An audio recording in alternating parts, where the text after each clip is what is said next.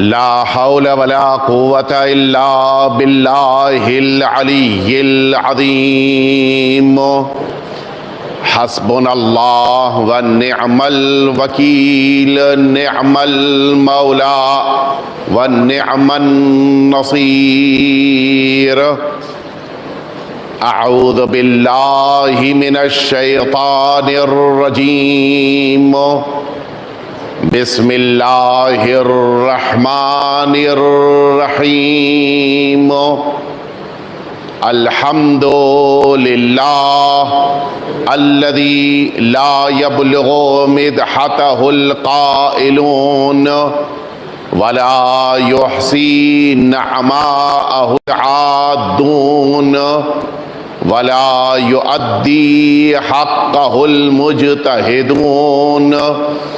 ثم الصلاة والسلام والتحية والإكرام على سيد الأنبياء والمرسلين سيدنا ومولانا أبي القاسم محمد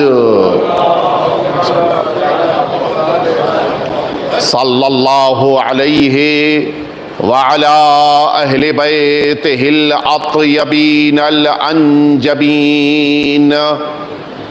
الذين أذهب الله عنهم الرجس وطهرهم تطهيرا. اللهم صل على لا سيما الإمام المبين بقية الله في الأرضين عجل الله تعالى فرجه الشريف واللعنة الدائمة الباقية على أعدائهم أجمعين. أما بعد، فقد قال الله الحكيم في كتابه المبين وهو أصدق الصادقين وقوله الحق. بسم الله الرحمن الرحيم. إنا أعطيناك الكوثر. ایک دفعہ مل جل کے آپ سبھی حضرات صلوات بھیج دیجئے.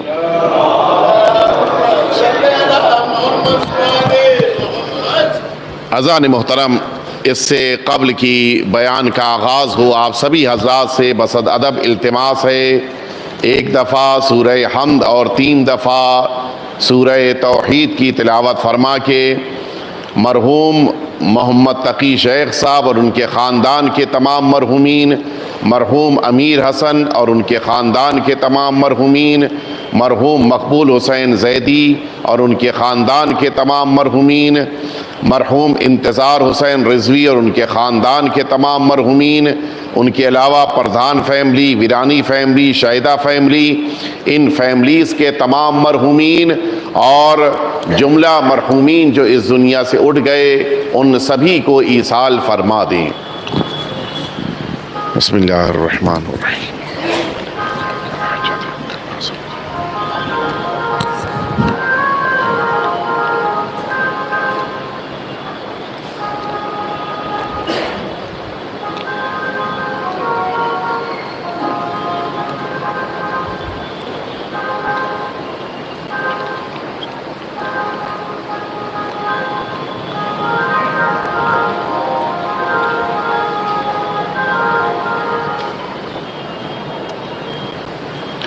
ایک دفعہ آپ سبھی حضرات مل جل کے صلوات بھیج دیجئے. اللہم صلی علی محمد.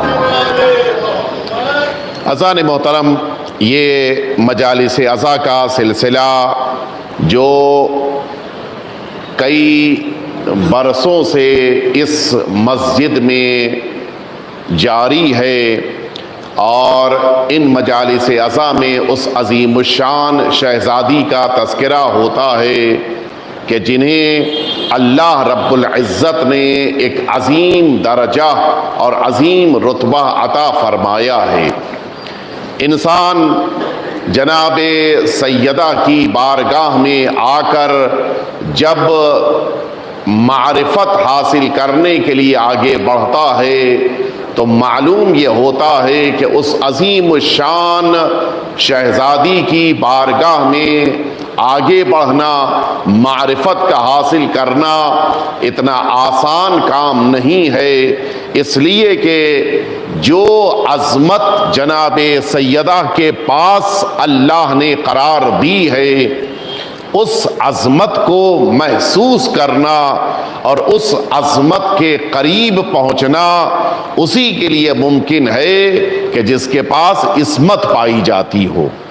لہٰذا وہ تمام افراد کہ جن کے پاس یہ رتبہ اور درجہ عصمت کا نہیں ہے، ان کے لیے مکمل معرفت سیدہ ممکن نہیں ہے۔ البتہ جناب سیدہ سے متعلق ہمیں مسلسل کوشش کرنی چاہیے کہ ہم شہزادی دو عالم کی معرفت کو اس دنیا میں حاصل کریں، تاکہ میدان محشر میں سید عالمیان کی شفاعت نصیب ہو سکے۔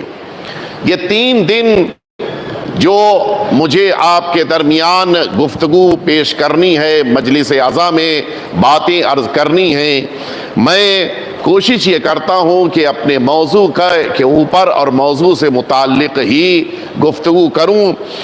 لہٰذا میری یہ کوشش ہوگی کہ ان 3 دنوں میں جیسا کہ مجھ کو موضوع بھی دیا گیا ہے، ان واقعات اور حادثات پر گفتگو ہوگی کہ جو بعد پیغمبر اس مدینہ طیبہ میں پیدا ہوئے اور جن حالات کی بنا پر سید عالمیان اتنی زیادہ رنجیدہ خاطر ہوئیں اور اتنی زیادہ آپ غمزدہ ہوئیں کہ آپ نے وہ مشہور جملہ فرمایا تھا جو شعر کی شکل میں ہے کہ صبت علیہ مصائب لو انہا، اگر یہ مصیبتیں جو مجھ پر پڑی ہیں، اگر یہ مصیبتیں دن پر پڑتی تو یہ رات کی تاریکی میں بدل جاتی۔ تو آخر وہ کون سی مصیبتیں ہیں کہ جن مصیبتوں کو جناب سیدہ نے اس روئے زمین پہ اتنے کم وقت میں برداشت کیا ہے، کہ جن کو تقریباً 18 یا 19 مصیبتیں علماء کرام نے لکھی ہیں کہ جن میں سے 14 بڑی اہم ہیں۔ میں کوشش کروں گا کہ یہ آپ کے سامنے عرض کروں اور یہ بات بھی واضح ہو جائے کہ جناب سیدہ کس عالم میں اور کس انداز میں اس روئے زمین پر ان مشکلات کو برداشت کرنے کے بعد اس دنیا سے رخصت ہوئی ہیں۔ لیکن آج اس مقدماتی بحث میں مجھے چند باتیں جناب سیدہ سے متعلق پیش کرنی ہیں، تاکہ یہ مقدمہ بھی آپ کے سامنے آ جائے، معرفت کا بات بھی کھل جائے، اور پھر یہ بات آپ کے ذہن تک پہنچے کہ کیوں اتنی عظیم الشان شہزادی اور اتنی عظیم الشان شخصیت کو اس مدینہ طیبہ میں تنہائی کا احساس ہو رہا تھا۔ یہ بات سمجھنے کے لیے پہلے آئیے چلتے ہیں جناب سیدہ کی عظمت کو محسوس کریں کہ اللہ کی نگاہ میں، رسول اللہ کی نگاہ میں اور معصومین کی نگاہ میں جناب سیدہ کتنی زیادہ عظمت رکھتی ہیں۔ اگر میری یہ گفتگو آپ کے ذہنوں تک پہنچ رہی ہے تو ذرا مل جل کے آپ سبھی حضرات ایک دفعہ صلوات بھیج دیجئے۔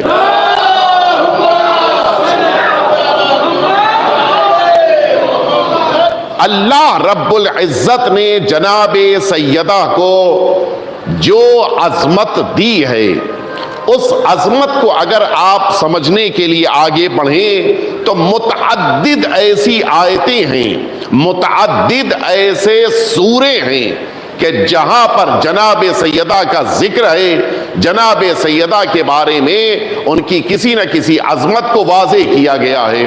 لیکن ایک مکمل سورہ اللہ رب العزت نے جناب سیدہ کے لیے اس قرآن مجید میں قرار دیا ہے، اور عجیب انفرادیت ہے، یہ سورہ جو جناب سیدہ سے متعلق اللہ نے قرآن میں قرار دیا، بظاہر یہ سب سے چھوٹا سورہ ہے، سب سے مختصر سورہ ہے، یعنی اس سورے سے چھوٹا قرآن مجید میں کوئی سورہ نہیں ہے۔ لیکن میں جو جملہ عرض کر رہا ہوں آپ کی خدمت میں، آپ توجہ فرمائیں، اس قرآن مجید میں اس سورے سے چھوٹا کوئی سورہ نہیں ہے، لیکن اس پورے قرآن میں اس سورے کے جیسا کوئی سورہ نہیں ہے۔ توجہ فرما رہے ہیں؟ کیوں؟ میں ابھی آپ کی خدمت میں عرض کروں گا۔ نہ تو اس سورے کے جیسا پورے قرآن میں کوئی سورہ ہے، نہ اس سورے کی آیتوں میں استعمال ہونے والے الفاظ، ان کے جیسے الفاظ پورے قرآن میں کہیں نہیں ہیں۔ یہ سورہ آپ واقف ہیں کہ اللہ رب العزت نے خاص موقع پر اللہ اپنی بارگاہ سے نازل فرمایا تھا، لیکن اس سورے کی اپنی ایک انفرادیت ہے۔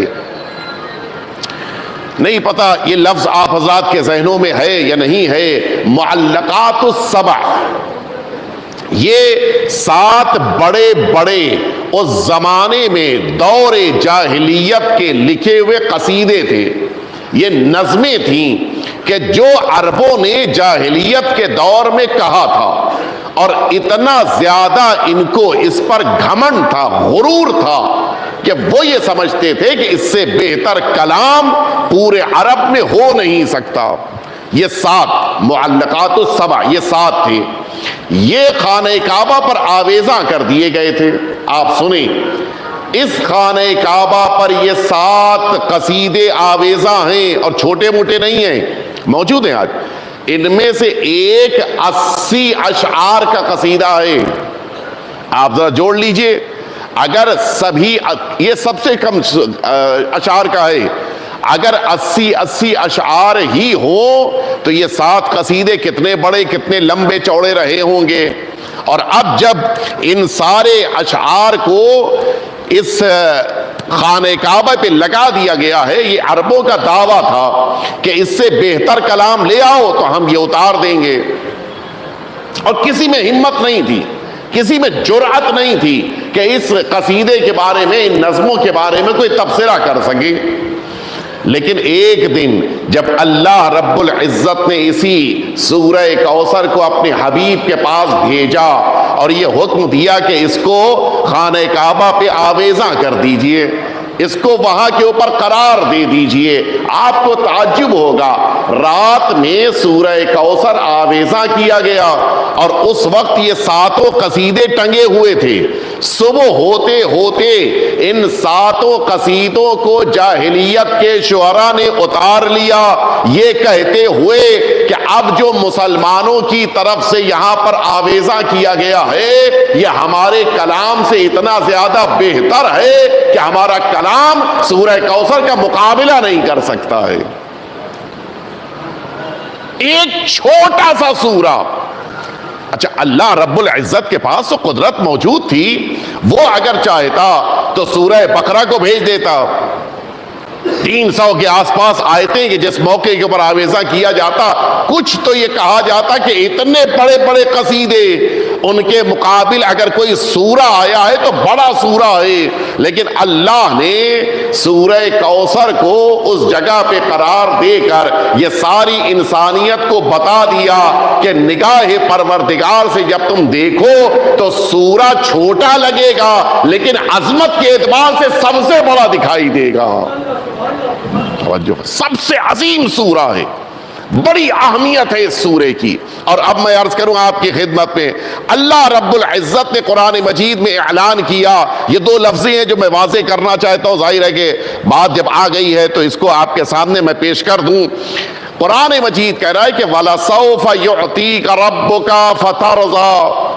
آپ کو، آپ جانتے کہ سین اور سوفا، جب برادران عربک زبان سے واقف ہیں، سین اور سوفا یہ مستقبل میں عنقریب کے معنی میں آتا ہے۔ اللہ کہہ رہا ہے کہ آپ کو وہ عطا کریں گے، وہ چیز دیں گے کہ جس کے بعد آپ راضی ہو جائیں گے۔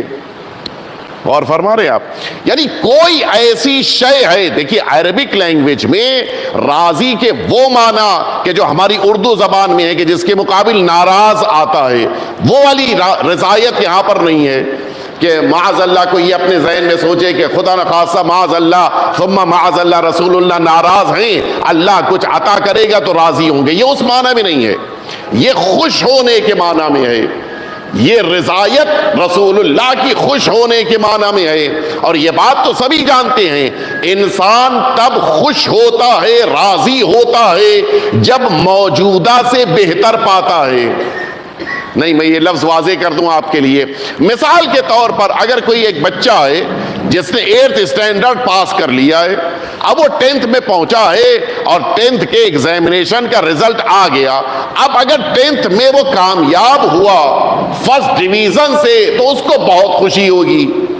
لیکن اگر 10th کے رزلٹ کے ساتھ اسے یہ بھی بتایا جائے کہ تم 8th اسٹینڈرڈ میں بھی بڑے اچھے نمبر لائے تھے، اسے خوشی ہوگی؟ نہیں. موجودہ سے بہتر ہونا چاہیے، پاسٹ کا نہیں ہونا چاہیے. کبھی بھی آپ نے نہیں دیکھا ہوگا کوئی بچہ یہ نہیں کہتا کہ نہیں میں 8th میں بھی پاس ہوا تھا. نہیں بھائی، آپ 8th میں پاس ہوئے تبھی 10th میں آئے ہیں. توجہ ہے یا نہیں؟ ہمیشہ اوپر کی طرف جاتے ہوئے انسان خوش ہوتا ہے. اب وہ کیا چیز ہے جسے اللہ اپنے رسول کو عطا کرے تو اب رسول اللہ خوش اور راضی ہو جائیں؟ اگر آپ کہیں نبوت، جیسا کہ بعض مفسرین نے لکھا ہے، تو نبوت تو اللہ نے تب دی تھی جب جناب آدم بھی نہیں تھے، اور گفتگو آج کی ہو رہی ہے، اس وقت کی نہیں ہے کہ جب نبوت نہیں دی ہے. آج کی گفتگو ہے. اچھا، بعض نے لکھا ہے کہ رسالت اللہ نے عطا فرمائی. اللہ نے رسالت کے اعلان کا حکم 40 سال کی عمر مبارک میں رسول اللہ کو دے دیا. تو اب اس اعلان کے بعد ہی قرآن آنا شروع ہوا ہے، تو یہ رسالت کے اعلان کے بعد کی آیت ہے. تو اب یہ تو ممکن نہیں ہے کہ رسول اللہ رسالت کے مل جانے پر خوش ہو جائیں. رسالت تو موجود ہے. بعض مفسرین نے لکھا ہے کہ یہ قرآن مجید اللہ دے رہا ہے، اس قرآن کی بنا پر رسول اللہ خوش ہو رہے ہیں. یہ بھی ممکن نہیں ہے، اس لیے کہ یہ قرآن مجید کی پہلی آیت نہیں ہے. اگر پہلی آیت ہوتی تب بھی سوچ لیا جاتا کہ اللہ اب قرآن دینا شروع کر رہا ہے تو رسول اللہ راضی ہو جائیں گے. یہ بھی ممکن نہیں ہے. یہ مسلسل آیتیں آ رہی ہیں اور اب اللہ نے اپنے رسول کو کچھ ایسا دیا ہے، پوری توجہ میری طرف رہے، کہ کچھ ایسا دیا کہ اب رسول اللہ راضی ہو گئے. اور وہ ایسی شے ہونی چاہیے، ایسا وجود ہونا چاہیے کہ جو نبوت ملنے کے بعد، رسالت ملنے کے بعد، قرآن مل جانے کے بعد رسول اللہ کو خوش کر دے، رسول اللہ کو راضی کر دے. یعنی وہ ذات اتنی عظیم ہو کہ نبوت بھی اس کا مقابلہ نہ کر سکے، وہ ذات اتنی عظیم ہو کہ رسالت بھی اس کا مقابلہ نہ کر سکے، وہ ذات اتنی عظیم ہو کہ اللہ کی بارگاہ سے آنے والا یہ قرآن بھی اس ذات کا مقابلہ نہ کر سکے. اب سارے مفسرین سے پوچھئے کہ نبوت و رسالت و قرآن کے بعد اللہ نے کیا دیا ہے کہ جس پہ رسول اللہ راضی و خوش ہو رہے ہیں؟ ساری امت خاموش ہے سوائے اس قوم کے کہ جس کی تفسیر میں ملتا ہے اللہ نے اپنے رسول کو وہ عظیم الشان بیٹی عطا کی ہے جس کا نام فاطمہ ہے. ان کے عطا کرنے کے بعد اب رسول اللہ راضی ہو رہے ہیں. اب مجھے جملہ کہنے دیجئے، رسول اللہ کی رضایت تب سامنے آتی ہے جب فاطمہ آغوش رسالت میں آ جاتی ہیں. ایک دفعہ مل جل کے صلوات بھیج دیں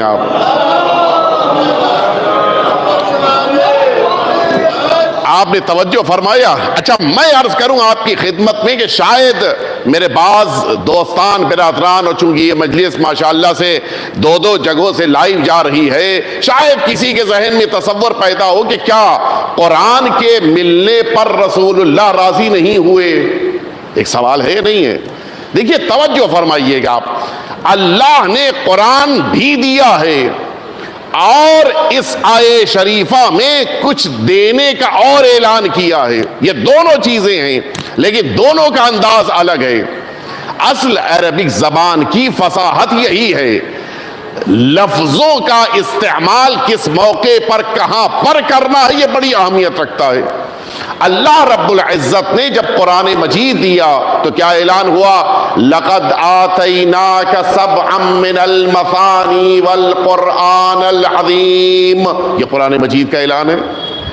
یہ بھی قرآن مجید کیا کہہ رہا ہے؟ ہم نے آپ کو 7 آیتوں کا سورہ یعنی سورہ الحمد اور قرآن عظیم دیا، وہاں پر آتینا آیا ہے، لقد آتینا کا آپ کو دیا، اور یہاں پر کیا فرمایا ہے؟ وَلَسَوْفَ يُعْطِيكَ، یہاں پر عطا والا آیا ہے، اور اسی سے ملتا جلتا لفظ استعمال ہوتا ہے اِنَّا أَعْطَيْنَاكَ الْكَوْثَرَ، جو معمولاً ہم لوگ کاف ادھر کا ادھر پڑھ جاتے ہیں، وہ در واقع کیا ہے؟ آتیناکا میں کاف آتینا کے ساتھ ہے اور الکوثر ایک ساتھ ہے، تو آتیناکا الکوثر ملا کر پڑھیں گے، لیکن اگر الگ پڑھیں گے تو کیا پڑھیں گے؟ آتیناکا الکوثر، ہم لوگ ادھر کے کاف کو ادھر پہنچا دیتے ہیں۔ تو توجہ فرمائیں، یہ 2 لفظیں ہیں کہ جس کو مجھے واضح کرنے کی آپ اجازت دیں۔ عربک لینگویج میں آتیناکا اور آتیناکا یہ 2 الگ الگ لفظیں ہیں۔ میرے بولنے میں ایسا لگ رہا ہے کہ دونوں ایک لفظ ہیں، لیکن لکھنے میں دونوں الگ ہیں۔ عربک لینگویج میں جب ایتا الف یہ تا الف یہ جب لکھا جاتا ہے تو یہ ایتا کہلاتا ہے، اس میں عین نہیں ہے، لیکن جب عین کے ساتھ لکھا جاتا تو اعطا، تو اس میں عین اور توئے ہوتا ہے۔ یہ 2 الگ لفظیں ہیں، الگ معنی ہیں۔ جب کسی چیز کو بھجوایا جاتا ہے تو لفظ ایتا استعمال ہوتا ہے، توجہ ہے، ایتا یعنی یا اور تا کے ساتھ، اور جب کسی چیز کو دینے کے لیے بلایا جاتا ہے تو لفظ عطا استعمال ہوتا ہے۔ اور فرما رہے ہیں دونوں میں فرق کیا؟ میں مثال دے دوں۔ کبھی کبھی آپ نے دیکھا ہوگا کہ بعض افراد کسی کی مدد کرنے کے لیے کوئی بڑی قیمتی شے ہے کہ جس کو دینے کے لیے کسی انسان کے گھر پہ چلے گئے، یہ جو گھر پر دینے کے لیے گئے ہیں یہ عربی میں ایتا کہلاتا ہے، توجہ ہے۔ لیکن کبھی ایسا ہوتا ہے کہ بچہ فرسٹ ڈویژن پاس ہو گیا، بہت بڑے فنکشن میں بلایا گیا اور اب پرنسپل کے ہاتھ سے اس کو انعام دیا جا رہا ہے، یہ جو بلا کر دیا جا رہا ہے یہ عطا کہلاتا ہے۔ رسول اللہ کے لیے اللہ نے دونوں لفظوں کو استعمال فرمایا، قرآن کو جب دینا تھا تو ایتا فرمایا، اور جب جناب سیدہ کو دینا تھا تو عطا فرمایا۔ کیوں؟ اس لیے کہ قرآن مجید کو جب دینا تھا تو اللہ نے بلا کر نہیں دیا ہے، بھجوایا ہے، اور جب جناب سیدہ کو عطا کرنا تھا تو پھر بھجوایا نہیں ہے، رسول کو بلا کر عطا کیا ہے۔ اور دونوں میں ایک بنیادی فرق ہے، جب جس کو دیا جا رہا ہو اس کی عظمت کا احساس ہوتا ہے تو پھر بھجوایا جاتا ہے۔ میرے ان لفظوں پہ غور کیجئے گا، جب جس شخصیت کو دیا جا رہا ہے اس کی عظمت کا احساس ہو جائے تو پھر بھجوایا جاتا ہے۔ جیسے آپ دیکھ لیجئے، آپ کو یہاں سے مثال کے طور کے پر کوئی قیمتی چیز بھیجنی ہے، نجف اشرف میں آپ نے کہا آیت اللہ العظمیٰ غیث ثانی کے وہاں لے جا کے دے دیجئے گا۔ کیوں؟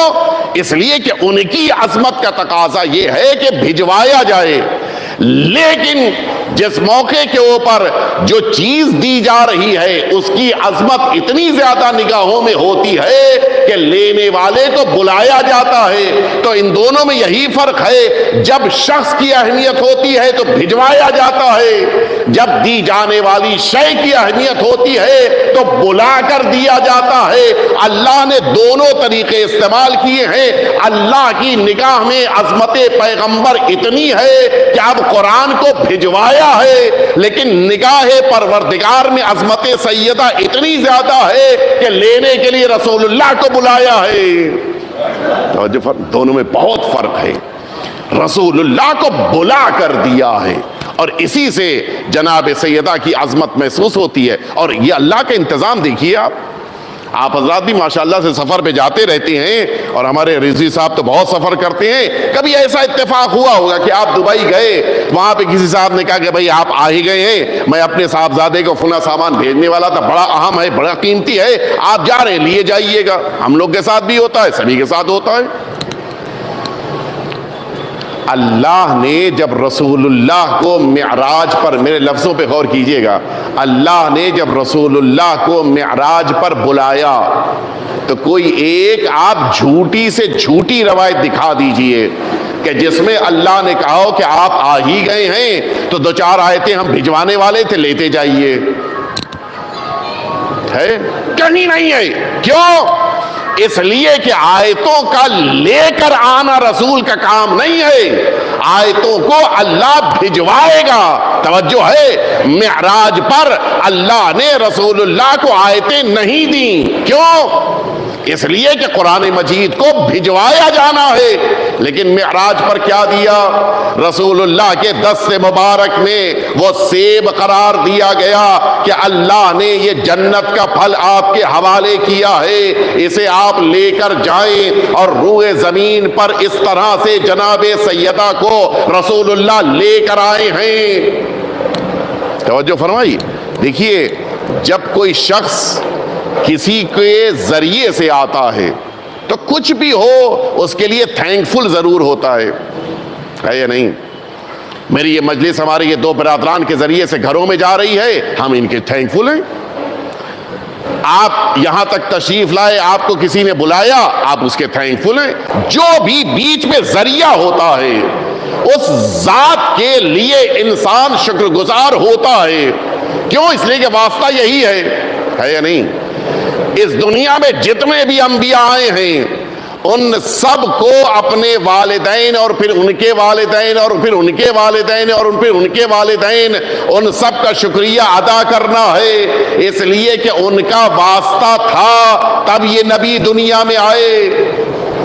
جناب ابراہیم کو اپنے والدین کا شکر بجا لانا ہے، جناب یوسف کو اپنے والدین کا شکر بجا لانا ہے۔ دنیا میں جتنے انبیاء ہیں ان سب کو اپنے اپنے والدین کا شکر بجا لانا ہے، اس لیے کہ ان کے واسطے سے وہ دنیا میں آئے ہیں۔ کتنے بھی بڑے نبی ہو جائیں لیکن انہیں شکر گزار بننا ہے اپنے دادا کا، اپنے پردادا کا، اپنے ان کے بھی والد کا، جن کو آپ فور فادرز کہتے ہیں، سب کا شکر گزار ہونا ہے۔ لیکن کائنات میں ایک اکیلی سیدہ ہیں کہ جن کی ذات پر خاندانی اعتبار سے صرف والد کا احسان ہے کہ انہیں عرش سے لے کر آئے ہیں، زمین پر کسی کا احسان نہیں ہے۔ وجہ صرف ایک ہے، اللہ چاہتا ہے کہ میری سیدہ اس روئے زمین پر کسی کے احسان کے ذریعے سے نہ آئے، اللہ کی عطا و رسول اللہ لے کر آئیں گے۔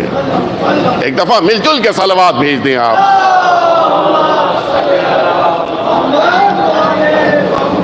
بہرحال شاید ہو سکتا ہے کہ یہ وہ علمی لفظیں آپ کے لیے سخت رہی ہوں، اب میں اپنی گفتگو کو آسان کیے دیتا ہوں۔ دیکھیے، میں نے جملہ شروع میں کہا تھا کہ سورہ چھوٹا سا ہے لیکن عظمتوں کے حساب سے پورے قرآن میں اس کا مقابلہ نہیں ہے۔ کیوں میں نے کہا تھا؟ سنیں گے آپ۔ یہی سورہ کوثر ہے، سب سے چھوٹا سورہ ہے، لیکن آپ غور کر لیجئے، اس ماشاءاللہ سے آپ سب کے پاس قرآن مجید موجود ہے، یہ آپ کے موبائل میں ایپ کی شکل میں موجود ہے اور اس میں سرچ بھی ہوتا ہے۔ آپ ابھی سرچ کر کے دیکھ لیجئے، اور اگر جہاں جہاں میری آواز جا رہی ہے گھروں میں بیٹھے ہوئے ہمارے یہ بچے، ہمارے جوان اپنے موبائل پہ سرچ کر لیں۔ پورے قرآن میں لفظ اعطینا کا ڈھونڈ لیجئے کتنی بار استعمال ہوا ہے؟ صرف ایک بار، صرف ایک بار، وہ سورہ کوثر میں۔ پورے قرآن میں ایک بار آیا ہے۔ لفظ الکوثر ڈھونڈیے کتنی بار پورے قرآن میں آیا ہے؟ صرف ایک بار، وہ سورہ کوثر میں آیا ہے۔ آگے بڑھیے، فصل لربک وانحر، یہ دوسری آیت ہے۔ پورے قرآن میں آپ ڈھونڈ لیجئے فصل لے، دیکھیے صلی آیا ہے لیکن فصل لے پورے قرآن میں ایک بار اللہ نے قرار دیا ہے، وہ سورہ کوثر میں۔ اگلا لفظ ہے ونحر، پورے قرآن میں آپ ڈھونڈ لیجئے آپ کو یہ ونحر لفظ ملے گا تو صرف سورہ کوثر میں۔ ان شانئک هو الابتر، یہ تیسری آیت ہے، آپ پورے قرآن میں ڈھونڈ لیجئے شانئک اگر آیا ہے تو صرف سورہ کوثر میں آیا ہے۔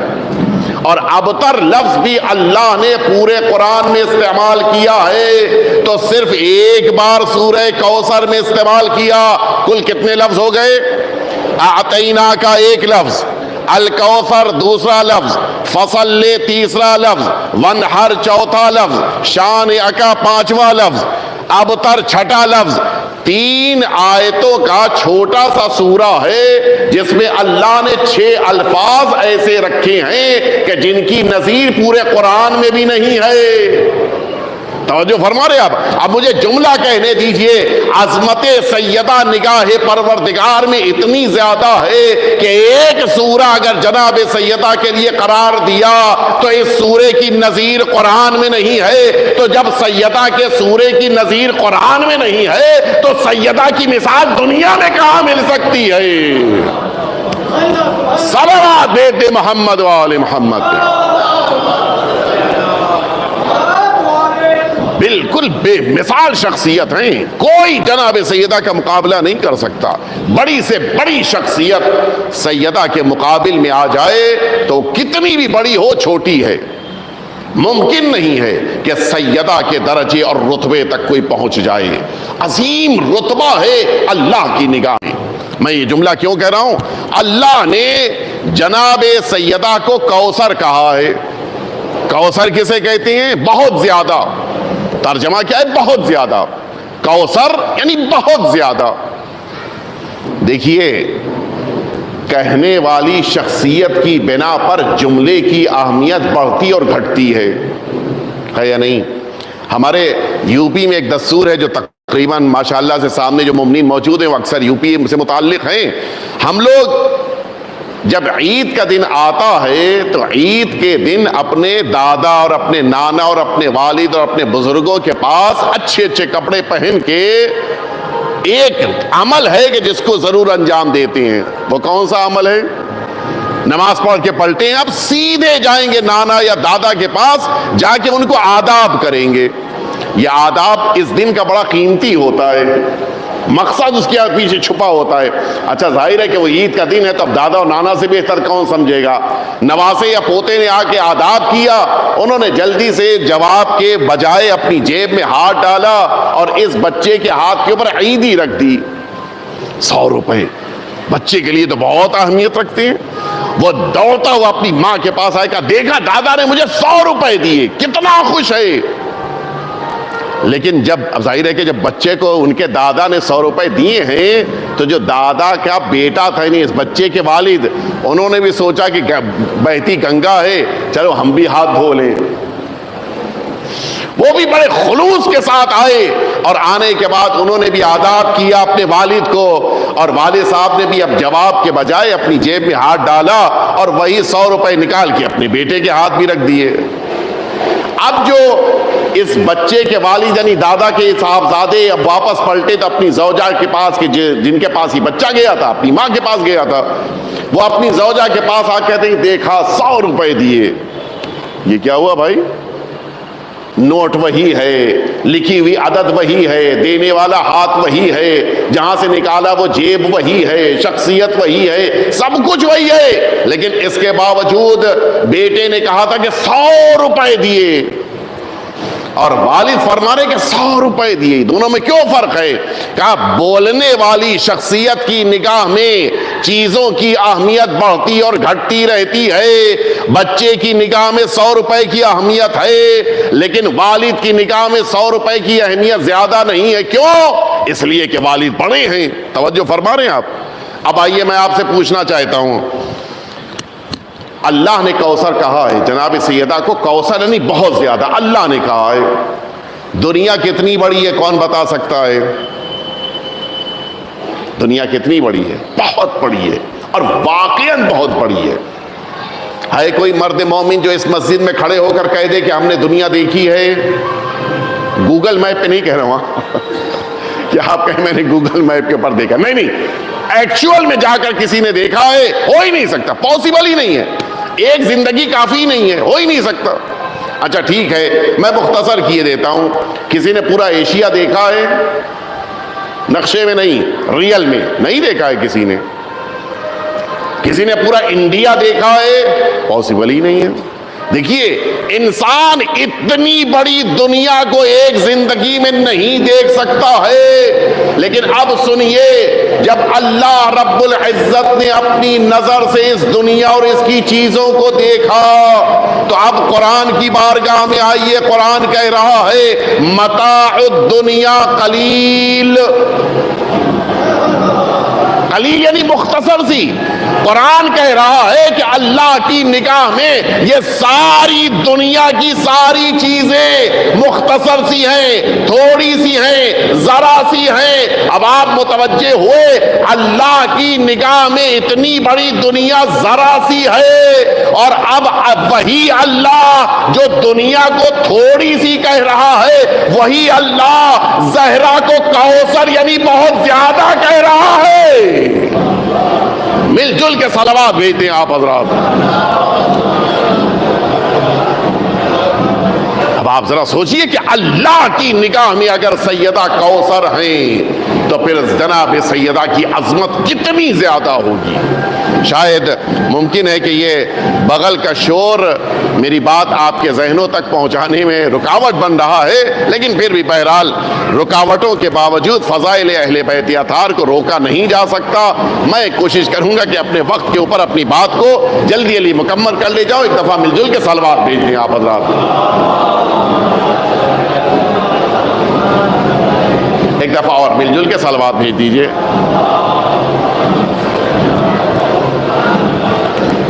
میں چاہتا تھا کہ جناب سیدہ کی حیات طیبہ کے وہ 75 دن یا وہ 95 دن, یہ 75 95 ڈیز آپ کی خدمت میں شروع کروں آج سے.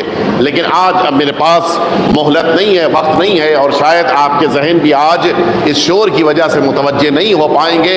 اہم گفتگو ہے, اور اس گفتگو کو پہنچانے کے لیے ایک مقدمے کی ضرورت ہوگی کہ جو انشاءاللہ کل میں پیش کر کے اپنی بات کو آپ کے سامنے کوشش کروں گا کہ کل ہی مکمل کر لے جاؤں انشاءاللہ. لیکن آج اپنے مصائب کے مرحلے میں آنے سے پہلے میں چاہتا ہوں کہ جناب سیدہ کی حیات طیبہ سے وابستہ ہو جانے والے افراد اور جناب سیدہ سے شفا پانے والے افراد, ان کا تذکرہ میں آپ کے سامنے عرض کروں, اس لیے کہ جناب سیدہ کی عظمت آج بھی, دیکھیے یہ وہ شخصیت, کل گفتگو آئے گی کہ جناب سیدہ کی معرفت انسانوں کو مل ہی نہیں سکتی.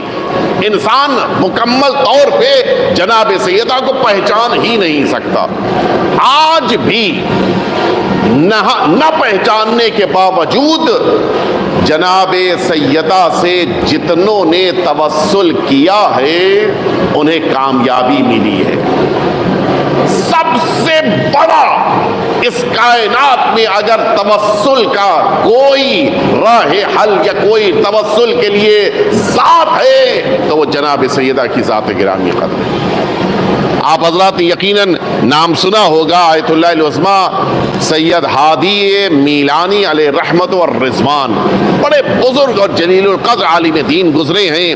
اور مجھے یاد ہے کہ میں نے اسی منبر سے وہ واقعہ عرض کیا تھا کہ کس طرح سے آیت اللہ میلانی نے 40 جوانوں کو بلا کر سرکار سید الشہداء کے مصائب کا ذکر فرمایا, اور یہ فرمایا کہ اس کفن میں جو میرے سامنے رکھا ہے اپنے آنسوؤں کو خشک کرو, میں قبر میں یہی کفن پہن کے جاؤں گا. ایسی عظیم شخصیت آپ کی زندگی کا ایک واقعہ ملتا ہے, اور ظاہر ہے کہ بڑے ہی اہم شخصیت کے ساتھ ساتھ آپ کی بڑی خدمتیں بھی ہیں عالم اسلام کے لیے. آپ کی زندگی کا ایک واقعہ جو بڑا اہم بھی ہے اور بہت زیادہ جس کا کتابوں میں ذکر ملتا ہے. آپ مشہد مقدس میں مقیم تھے اور اکثر قم اور تہران آپ کا آنا جانا رہتا ہے, اسی لیے قم میں آپ کو دفن کیا گیا تھا.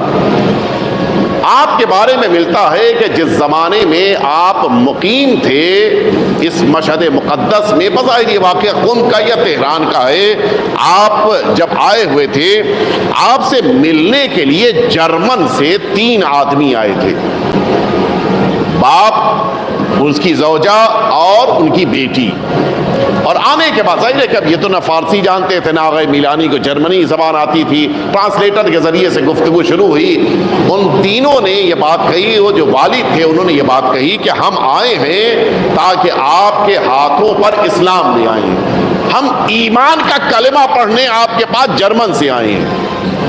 اچھا پہلا سوال جو آپ کے ذہنوں میں بھی آ رہا ہے، سوال تو یہی ہوگا نا بھائی کیوں، وجہ کیا ہے، ریزن کیا ہے کہ آپ ایمان اختیار کرنا چاہتے ہیں؟ آیت اللہ میلانی نے کہا ٹھیک ہے اگر کلمہ ہی پڑھنا ہے تو میں پڑھا دیتا ہوں، لیکن یہ بتائیے وجہ کیا ہے، کیوں آپ اسلام اور ایمان لے کے آنا چاہتے ہیں؟ جواب سنیں گے۔ والد نے کہا ہم یہ سامنے بیٹھی ہوئی اس بیٹی کی وجہ سے آج دائرہ ایمان میں داخل ہونا چاہتی ہیں۔ اور فرمایا آپ نے اولاد بھی کبھی کبھی انسان کی نجات کا ذریعہ بن جاتی ہے۔ وہ برادران جو میری گفتگو سن رہے ہیں شاید اس شور کی بنا پہ زیادہ واضح نہیں ہو پا رہا ہے تو آپ قریب آ جائیے، جتنا قریب بیٹھیے گا اتنے آرام سے آپ، اب آخری مرحلہ ہے، مصائب سے قریب آ رہا ہوں اور یوں بھی مصائب کے موقع کے اوپر انسان کو منبر کے قریب بیٹھنا چاہیے۔ آپ حضرات اگر قریب آ سکیں تو زیادہ بہتر ہے، مل جل کے ایک دفعہ پھر سے صلوات بھیج دیجیے آپ حضرات۔ میں اس بیٹی کی وجہ سے ایمان لانا چاہتا ہوں۔ اچھا اب ذہن میں تصور یہ پیدا ہوا کہ شاید اولاد نہیں تھی، اس اولاد کے لیے نذر کی ہوگی، ایسا کچھ ہوگا کیا؟ نہیں، ایسی کوئی بات نہیں۔ وہ ٹرانسلیٹر پوری بات ترجمہ کر رہا ہے۔ کچھ 7-8 سال 10 سال کی وہ بچی تھی، کہا ابھی کچھ دن پہلے اس بچی کا ایکسیڈنٹ ہو گیا تھا اور بڑا شدید ایکسیڈنٹ تھا، اور جب ظاہر ہے کہ اب سارے پروسیجر کے بعد دیکھا گیا کہ کہاں کہاں کے اوپر انجریز ہیں، پتہ یہ چلا کہ یوں تو بقیہ چوٹیں بہت سی ہیں لیکن جو اصل چوٹ ہے وہ اس کی پسلی کی ہڈی میں ہے جو ٹوٹ گئی ہے۔ آپ جانتے ہیں کہ اس کا کوئی علاج نہیں ہے۔ جو آج سے تقریباً 35-40 تقریباً 55 سال پہلے کا واقعہ عرض کر رہا ہوں میں، اس زمانے میں میڈیکل سائنس اتنی ڈیولپڈ نہیں تھی، لیکن اس زمانے میں بھی جرمن کا نام تھا میڈیکل سائنس میں، اور یہ بڑا ہی پیسے والا انسان تھا۔ اس نے آیت اللہ میلانی سے کہا کہ میں نے سارے جرمن کے ڈاکٹرز کے پاس جا جا کے اپنی بیٹی کو دکھا دیا، کوئی علاج نہیں تھا، کوئی دوا نہیں تھی، بس ایک راہ حل کہ اس کا آپریشن کیا جائے، اور وہ بھی کوئی گارنٹی نہیں کہ یہ زندہ بچے گی، عین ممکن ہے کہ آپریشن کے درمیان یہ بچی مر جائے۔ اب ظاہر ہے کہ ہم لوگوں کے پاس کوئی راستہ تھا نہیں، یا آپریشن کرائیں کہ جس میں موت کا خطرہ ہے، یا پھر یہ کہ اپنے گھر میں رہیں اس بچی کے ساتھ کہ کچھ دن بہرحال صحیح زندہ تو رہے گی بچی۔ کہا ہم نے بھی پوچھا، بچی نے بھی کہا کہ نہیں، ہمیں او ٹی میں، آپریشن تھیٹر میں اسٹریچر پہ مرنا قبول نہیں ہے، گھر پہ رہوں گی، تکلیف اٹھاؤں گی لیکن کب تک زندہ رہ سکتی ہوں، رہوں گی میں۔ بڑی مشکل سے ڈاکٹر سے بات کر کے اپنی بچی کو لے کے کہتا ہے کہ میں اپنے گھر آ گیا، اور میں اپنے گھر میں تھا۔ آپ سنیں گے جس کی پسلی کی ہڈی ٹوٹتی بڑی شدید تکلیف ہوتی ہے، تڑپتی تھی میری بچی، کہتا اٹھ نہیں سکتی تھی، بستر سے اٹھ نہیں پاتی تھی یہ بچی، اس لیے اٹھتی تھی تو سانس نہیں لے پاتی تھی، بڑی شدید تکلیف تھی۔ کہتا ہے کہ میرے گھر میں جو میری خادمہ تھی وہ ایرانی تھی، جس کا نام تھا بی بی، اور ہم لوگ اسی نام سے اس کو پکارتے تھے۔ ہم لوگ کو تو فارسی نہیں آتی تھی لیکن اس نے اپنا نام یہی بتایا تھا۔ اکثر یہ میری بچی کے پاس وہ بیٹھتی تھی تاکہ اس کی تیمارداری کرے، اس کا خیال رکھے، خدمت کرے، بچی اس سے بات کرتی تھی۔ ایک دن میری بچی نے اس بی بی سے کہا کہ میں اپنا سارا سرمایہ، ساری دولت دینے پہ تیار ہوں، اگر کوئی مجھے اس درد سے چھٹکارا دے دے میں ساری دولت اسے دے دوں گی۔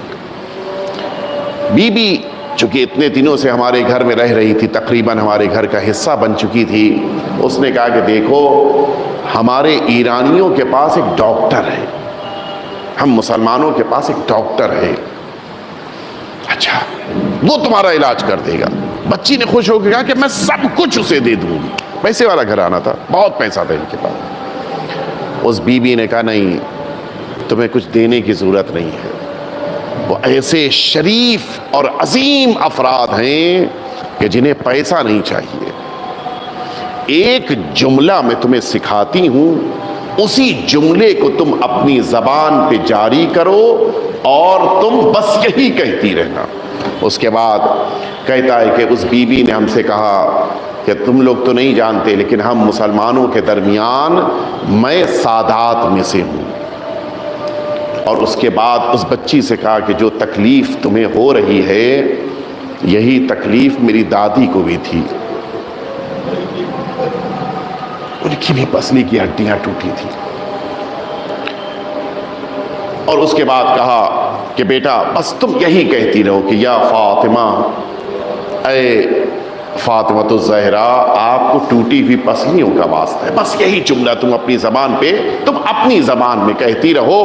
کہتا ہے کہ میں یہ ساری باتیں کھڑے ہو کے دیکھ رہا تھا, اس بچی نے یہی جملہ اپنی زبان پہ کہنا شروع کیا. وہ بیوی بھی وہاں سے اٹھی, جا کر گھر کے گوشے میں بیٹھ گئی, وہ بھی کچھ کہہ رہی تھی, میں ابھی عرض کروں گا. کہتا ہے کہ میں بھی اٹھا اور اپنے کمرے میں آ کر میں نے بھی اسی جملے کو دہرانا شروع کر دیا. بیٹی وہاں سے بلند آواز سے یہی بار بار کہے جا رہی تھی. کہتا ہے کہ اچانک میری اس بیٹی کی آواز تھم گئی, خاموش ہو گئی. میں گھبرایا, کہیں ایسا تو نہیں کہ میری بیٹی دنیا سے رخصت ہو گئی ہے. کہتا ہے کہ میں دوڑتا ہوا اپنی بیٹی کے حجرے میں آیا, دیکھا جو بیٹی اپنی جگہ سے ہل نہیں سکتی تھی وہ بستر پہ بیٹھی ہوئی ہے. کیا ہو گیا بیٹی؟ کہتی ہے بابا مجھے شفا مل گئی ہے, مجھے صحت مل گئی ہے. باپ نے پوچھا کیا ہو گیا؟ کہتی ہے کہ میں مسلسل یہی جملہ کہے جا رہی تھی, یا فاطمہ, اے فاطمہ زہرا, آپ کو ٹوٹی ہوئی پسلیوں کا واسطہ. کہتی ہے کہ میں تو درد کی بنا پہ آنکھیں بند کیے ہوئے تھی, اچانک مجھے محسوس ہوا کہ میرے کمرے میں کوئی اور بھی موجود ہے. اب جو میں نے آنکھیں کھول کے دیکھا, ایک معظمہ, ایک محجبہ, ایک عظیم الشان خاتون میرے حجرے میں موجود تھی. میں نے پوچھا گھبرا کے کہ آپ کون ہیں؟ کہا جن کو تو بلا رہی تھی میں وہی فاطمہ ہوں. سنو گے عزیزانو, اس کے بعد پوچھا بتاؤ بیٹی تمہارے کہاں پہ درد ہو رہا ہے؟ کہتی ہے اتنی محبت سے مجھ سے کہا, میں نے بتایا کہ میرے سینے میں درد ہے. اس شہزادی نے میرے سینے پہ ہاتھ رکھا, اور سن سکو گے عزیزانو یہ جملہ بڑا قیمتی ہے. شہزادی کہتی ہے اے بیٹی میں تمہارے درد کو سمجھ سکتی ہوں, میں جانتی ہوں کہ تمہیں کتنا درد ہو رہا ہوگا, تمہیں کتنی تکلیف ہو رہی ہوگی. ہاں سیدہ نے شفا دی, سیدہ نے صحت دی ہے, اس بنا پر انہوں نے ایمان اور اسلام اختیار کیا تھا. لیکن میں کہوں گا اس چھوٹی سی بچی سی جملہ کہوں گا کہ بیٹا تمہیں تو دنیا میں رہنے کے لیے اس مشکل اور اس بیماری سے نجات مل گئی, لیکن جس سیدہ نے آ کے تمہیں شفا دیا تھا وہ اسی مظلومیت کے ساتھ اس دنیا سے رخصت ہو گئی. پسلیاں ٹوٹی ہوئی تھیں, جسم زخمی تھا, ننھا محسن شہید ہو چکا تھا. ان ساری مصیبتوں کے ساتھ سیدہ دنیا سے رخصت ہوئی ہیں. لیکن ہاں سنو عزاداروں, یہ جناب سیدہ کہ جن کے جسم پہ اتنے زخم لگے ہیں, جن کے بدن کو لہو لہان کر دیا گیا تھا, آپ کو آپ کے اس بیٹے نے دیکھا تھا, وہ آپ کا بڑا بیٹا امام حسن, اس کی نگاہوں کے سامنے سیدہ پہ ظلم ہوا تھا. امام حسن دیکھ رہے تھے, روایتوں میں ہے کہ آپ کے گوشوارے جس موقع کے اوپر زمین پہ گرے ہیں یہ بیٹا دیکھ رہا تھا. نہیں پتا آپ نے وہ دیکھا ہے نہیں دیکھا ہے. پچھلے سال یہی میر حسن میر اسی پاکستان میں جب جناب سیدہ کے مصائب کے وہ اشعار پڑھ رہے تھے, یہاں تک وہ پہنچے تھے, انہوں نے یہ جملہ کہا تھا کہ جناب سیدہ کے چہرے پہ تماچے لگے, اور یہ کہتے کہتے انہوں نے اپنے چہرے پہ تماچے مارنے شروع کیے تھے. وہ ویڈیو موجود ہے یوٹیوب کے اوپر, ایک سال پچھلے سال کا ہے, آپ دیکھیے. ان کے دو چھوٹے چھوٹے بچے 4-5 سال کے بچے دوڑتے ہوئے آئے اور انہوں نے اپنے باپ کا ہاتھ پکڑ لیا کہ کہیں ایسا نہ ہو کہ باپ کا چہرہ زخمی ہو جائے. ہاں بچے برداشت نہیں کرتے ہیں کہ ماں باپ کسی طرح کی زحمت میں پڑ جائیں. لیکن ذرا سوچو, ہائے مدینہ, رسول کی بیٹی کے اوپر ظلم ہو رہا تھا, ان بچوں کی نگاہوں کے سامنے بچوں نے کیسے صبر کیا ہوگا. بس ایک جملہ عرض کرنا ہے عزاداروں, امام حسن پہ اس کا بہت اثر تھا, اور یہی وجہ ہے کہ ایک دن شہادت سیدہ کے بعد یہ دونوں شہزادے امام حسن اور حسین اپنے بیت الشرف سے نکلے تھے, کسی شام سے امام حسن آگے آگے جا رہے تھے، امام حسین پیچھے پیچھے چل رہے تھے۔ اچانک امام حسن ٹھہرے اور گھوم کے امام حسین کی طرف کے رخ کر کے کھڑے ہو گئے۔ امام حسین نے کہا بھیا آپ کو تو آگے جانا تھا، یہ آپ کیوں ٹھہر گئے؟ سنو گے عزادارو، امام حسن کہتے اے بھیا حسین، وہ سامنے اماں کا قاتل کھڑا ہے، میں ماں کے قاتل کو اپنی نگاہوں سے نہیں دیکھنا چاہتا۔ ہاں امام حسن پہ اتنا اثر تھا، بس میں نے مصائب مکمل کر دیا۔ میں کہوں گا آقا ذرا کربلا میں آئیے، ایک 4 سالہ یتیمہ اونٹ کی بلندی سے اب جب بھی دیکھتی ہے سامنے شمر دکھائی دیتا ہے۔ شاید سکینہ نے کہا ہوگا اے شمر میں تجھے دیکھتی ہوں مجھے بابا کا گلا یاد آ جاتا ہے، مجھے تیرا خنجر یاد آ جاتا ہے۔